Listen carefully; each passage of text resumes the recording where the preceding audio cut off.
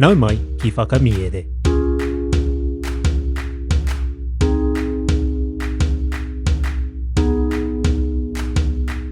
Nau mai ki whakamiere. Welcome to Whakamiere, our podcast where we share reo Māori translations of stories. Today's Paki Poto is Ngā Rāpeti me Ngā Poraka by Aesop. There are two kupu hou in our kōrero. The first kupu is hāneanea. It means comfortable. Anei te tauira. He iti noa te utu o tēnei tūru hāneanea. This comfortable chair is cheap. Our second kupu is tihi tihi, and it means rustling. Kāore he painga i te tū i te ngahere, whakarongo atu ai ki te tihi tihi o ngā rau.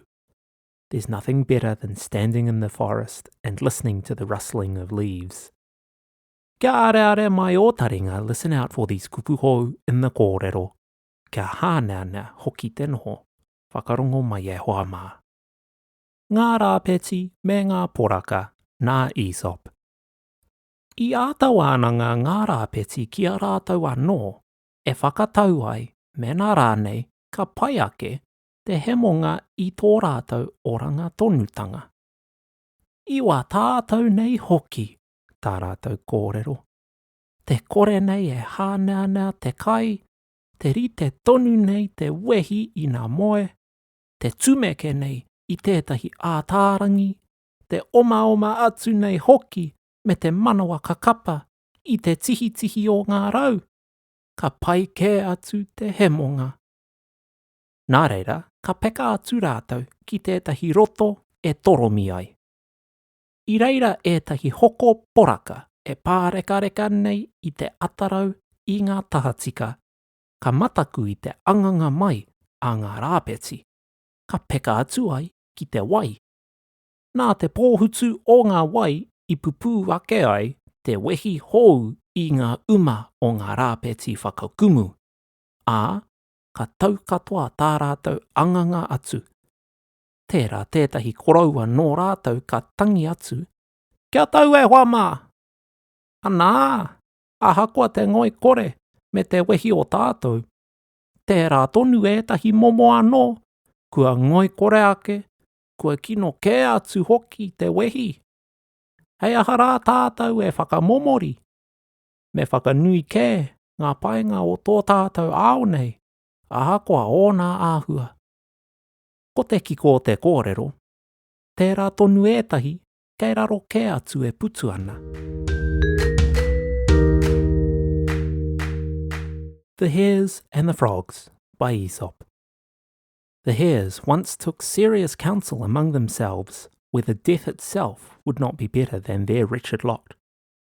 What a sad state is ours, they said, never to eat in comfort, always to sleep in fear, to be startled by a shadow and to fly with a beating heart at the rustling of the leaves.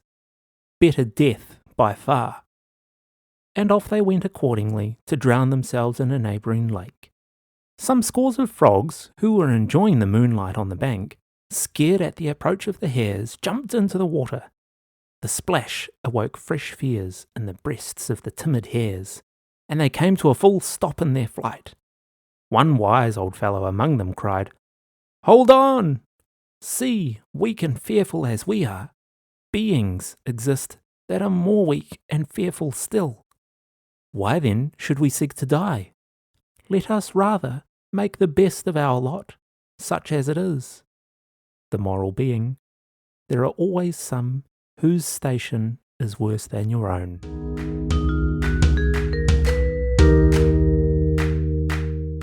Tēnā rawa atu koe I tāu whakarongo mai ki whakamiere. Thank you so much for listening to Whakamiere.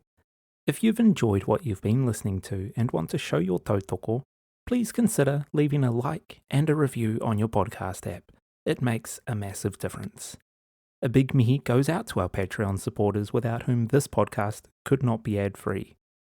Head on over to patreon.com/whakamiere to learn about our subscriptions. For just $6 a month, you get early access to every episode of Whakamiere, PDFs of every Paki Poto, access to a reo Māori community, limited edition merchandise, as well as complete access to the back catalogue of content, which is nearly 100 posts. If you have friends in whānau who might like our kaupapa, please share it with them as well. You can also follow us on Instagram. If you'd like to get in touch with us about the podcast, you can email whakamiere@gmail.com. Ko taurapa e mihi nui ana, hei a koenei e hoa mā.